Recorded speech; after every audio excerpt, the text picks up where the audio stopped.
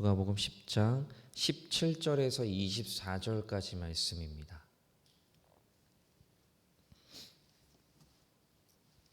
누가복음 10장 17절에서 24절까지 말씀 우리 함께 합독하여 읽도록 하겠습니다. 다 같이 읽겠습니다. 시작. 70인이 기뻐하여 돌아와 이르되 주여 주의 이름이면 귀신들도 우리에게 항복하더이다. 예수께서 이르시되 사단이 하늘로부터 번개같이 떨어진 것을 내가 보았노라. 내가 너희에게 뱀과 전갈을 밟으며 원수의 모든 능력을 제어할 권능을 주었으니 너희를 해칠 자가 결코 없으리라.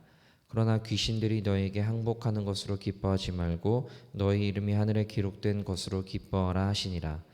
그때 예수께서 성령으로 기뻐하시며 이르시되 천지의 주제이신 아버지여 이것을 지혜롭고 슬기 있는 자들에게 숨기시고 어린아이들에게 나타내심을 감사하나이다. 옳소이다. 이렇게 된 것이 아버지의 뜻이니이다. 내 아버지께서 모든 것을 내게 주셨으니 아버지 외에는 아들이 누구인지 아는 자가 없고 아들과 또 아들의 소원대로 계시를 받은 자 외에는 아버지가 누구인지 아는 자가 없나이다 하시고 제자들을 돌아보시며 조용히 이르시되 너희가 보는 것을 보는 눈은 복이 있도다. 내가 너희에게 말하노니 많은 선지자와 임금이 너희가 보는 바를 보고자 하였으되 보지 못하였으며 너희가 듣는 바를 듣고자 하였으되 듣지 못하였느니라. 아멘. 오늘 본문은 누가복음 10장부터 시작이 되는 예수님께서 70인을 이렇게 파송을 하시는 70인을 세우시고 각 동네와 지역으로 하나님 나라의 복음을 전파하시기 위해서 둘씩 보내시는 장면으로부터 시작이 되는 것을 볼 수가 있습니다. 먼저 70인이라는 것은요. 70인이라는 것은 당시 고대 사람들이 가진 세계에 대한 인식을 엿볼 수 있는 숫자입니다. 당시 사람들은요. 모든 전 세계가 70개국이 있다라는 그런 인식을 가지고 있었습니다. 지금 우리가 230 몇 개국이 있다고 하는데 당시는 70개국이 전 세계 전부다라는 그런 생각을 가졌는데요. 이 또한 누가복음의 특징입니다. 예수님께서 이 땅 곳곳에 온 열방에 하나님 나라의 복음을 전파하도록 제자들을 보내셨다라는 의미를 가지고 있는 게 바로 70인이다라고 볼 수가 있습니다. 70인에게 전도의 수칙을 가르치시고 복음을 전했을 때 돌아오는 반응까지 세심하게 체크해 주시고 난 후 드디어 제자들을 파송을 하십니다.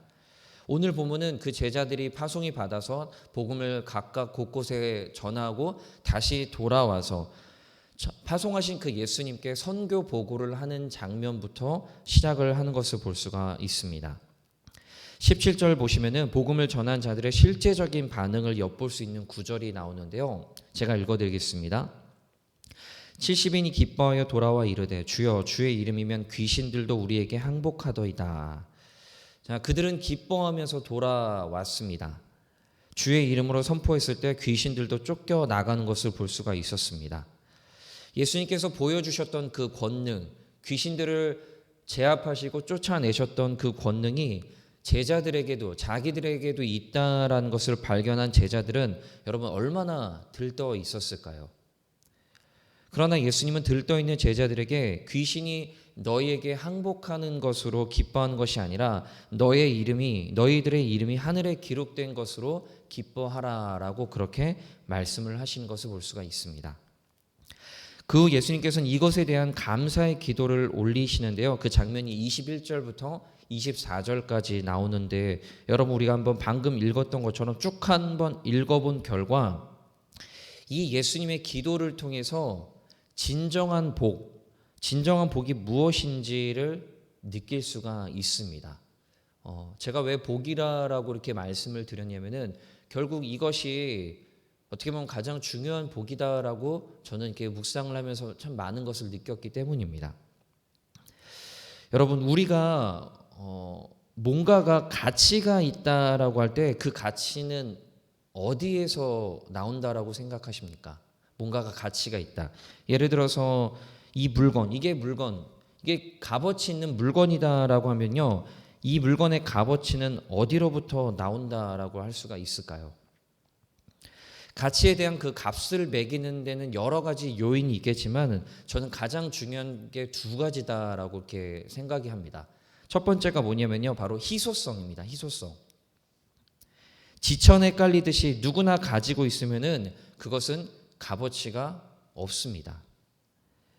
예수님의 기도에도 보시면요, 복음을 전하는 것은 특권이고 복이다라고 할 수가 있습니다. 지금 제자들이 파송돼서 복음을 전하고 다시 돌아오고 그들을 위해서 예수님께서 하나님께 기도했는데, 결국은 그 목적은 뭐냐면 복음을 전하고 복음을 받은 사람들, 그러니까 복음을 받고 복음을 전하는 사람들, 이들이 가지고 있는 것, 이들이 이렇게 복음을 전했던 것은 복이자 특권이다라고 볼 수가 있습니다. 왜냐하면은 지혜롭고 슬기 있는 사람들한테는 이것을 숨기셨습니다. 여기서 말하는 지혜와 슬기라는 것은 올바른 것에 대한 표현이기보다는 자신이 지혜롭고 슬기롭다라고 생각하기 때문에 복음 같은 것은 굳이 받아들일 필요가 없다라고 생각하는 사람들입니다. 이런 사람들한테는 숨기셨습니다. 또한 23절에 보시면요, 복음의 가치를 볼 수 있는 사람이 있고 아무리 보여줘도 보지 못하는 사람들이 있습니다. 특히나 세상의 임금들이나 이런 사람들은 이 복음의 가치에 대해서 보지 못하는 사람들입니다. 여기서 바로 희소성이 발생하는 것입니다. 누구나 이건 받을 수 있는 게 아닙니다. 듣는다고 해도 이것이 값어치가 있다라고 받아들이지 못하기 때문에 이것에 대해서 그냥 넘겨버리고 무시해버리는 사람들이 대다수의 사람들이다라고 볼 수가 있습니다. 여기서 그 가치가 나온다라고 볼 수가 있습니다. 두 번째는요, 또 중요한 거, 희소성이 발생하는 두 가지는, 두 번째 중요한 건 뭐냐면은 이것이 누구로부터 왔느냐에 대해 그 값어치가 상당히 달라진다라고 볼 수가 있습니다. 이런 비유를 한번 좀 들어보겠습니다. 여러분, 저희 청년들이 있는데요, 비교를 한번 해보겠습니다. 특히 여자 청년들이 저와 악수를 하는 게 좋을까요? 아니면 현빈과 악수를 하는 게 좋을까요? 탤런트 현빈하고. 당연히 탤런트겠죠? 저랑 악수를 하고 돌아서면 바로 손세정제를 가지고 손을 씻을 거예요.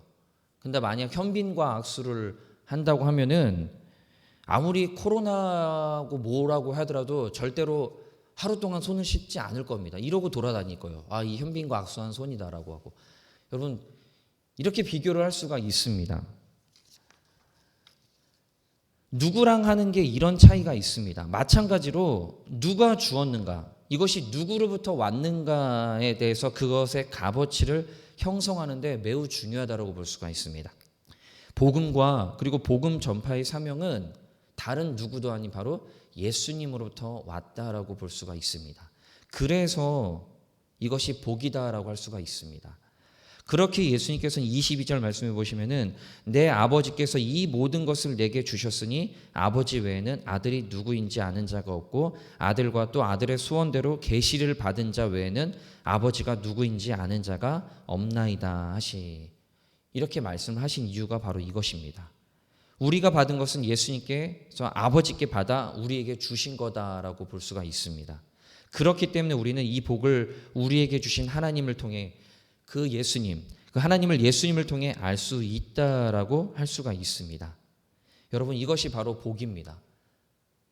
예수님께서 하나님으로부터 받아가지고 우리에게 주신 복, 그리고 이것이 바로 복음이고 복음 전파의 사명을 받은 사명이다라고 볼 수가 있습니다.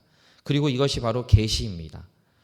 여러분, 저와 여러분은 이 복을 받아 누리는 사람들입니다.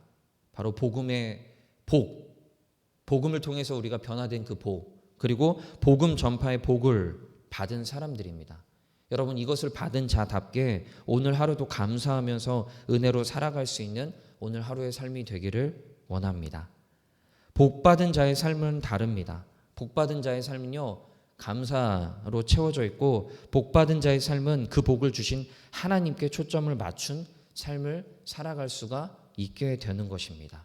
여러분, 저와 여러분은 복음의 복을 받은 사람이고 복음 전파의 복을 받은 사람이다라는 것을 다시 한번 기억하면서 오늘 하루도 그 감사로서 채워질 수 있는 하루의 삶이 되기를 다시 한번 부탁드립니다. 기도하겠습니다.